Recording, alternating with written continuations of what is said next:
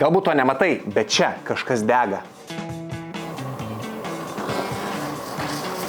Čia mes turime metanolį. Jis dar žinomas kaip naminukės nepageidavimas šalutinis produktas, kuris yra žmogui naudingas. Bet be to, metanolis dar buvo naudojamas kaip kuras arba kuro priedas lenktyniniuose automobiliuose. Metanolis gali pakelti kuro oktaninį reitingą ir dega ganėtinai žemoje temperatūroje. Taip galima pasiekti maksimalius variklio rezultatus. Bet metanolio dauguma lenktynininkų išsižadėjo.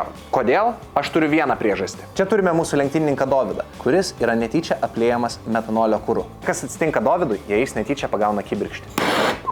Mes to nematome, bet Dovydas šiuo metu dega.